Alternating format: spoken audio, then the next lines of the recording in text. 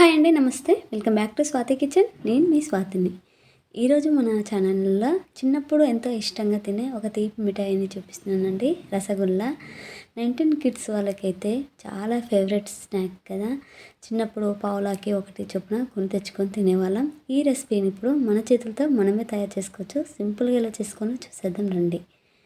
ఈ recipe prepare చేసుకోవడానికి ముందుగా ఒక బౌల్లోకి 1 కప్ వరకు మైదా పిండి తీసుకోవాలండి. గ్రామ్ వైజ్ చెప్పాలంటే 180 గ్రామ్స్ వరకు ఉంటుంది పిండి. ఈ పిండిలోకి కొద్దిగా సాల్ట్ వేసుకొని 1/4 టీ స్పూన్ వరకు వంట సోడా అంటాం కదండి, వంట సోడా వేసుకోవాలి.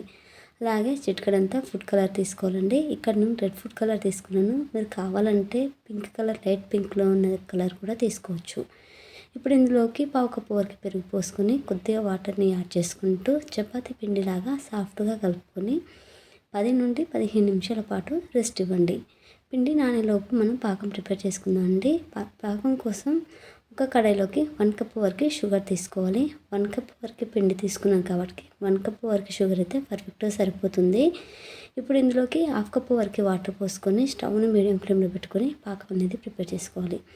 పెద్దగా పాకం అనేది ఏం అవసరం లేదండి. మనం గులాబ్ జామ్ పాకం పడతాం కదా, ఆ విధంగా కొద్దిగా చేతికి టచ్ చేస్తే జిగురుగా అనిపించాలన్నమాట.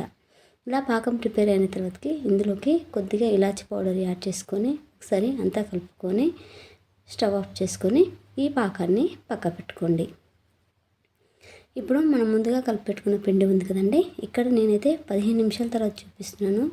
పిండి చాలా సాఫ్ట్గా అయిందండి. చూసారు కదా వీడియో క్లిప్లో మీరే, చాలా సాఫ్ట్గా ఉంది. ఇలానే ఉండాలండి, అప్పుడే రసగుల్లాలు అనేది పర్ఫెక్ట్గా వస్తాయి అన్నమాట.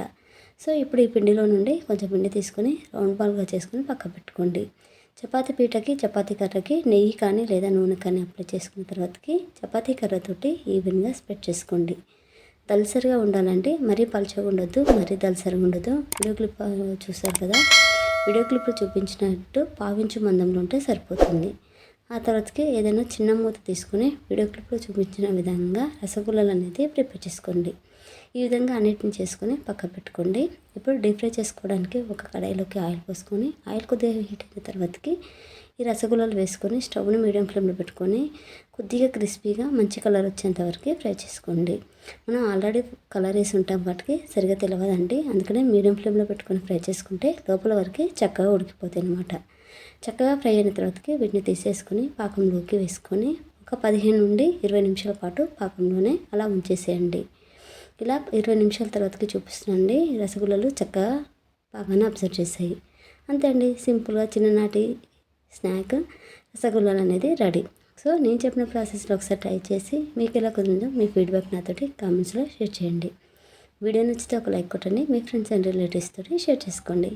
ఇలాంటి క్విక్ అండ్ హెల్తీ రెసిపీస్ కోసం స్వాతి కిచెన్ని సబ్స్క్రైబ్ చేసుకుని పక్కన బెల్ ఐకాన్ని యాక్టివేట్ చేసుకోండి. Thank you for watching friends.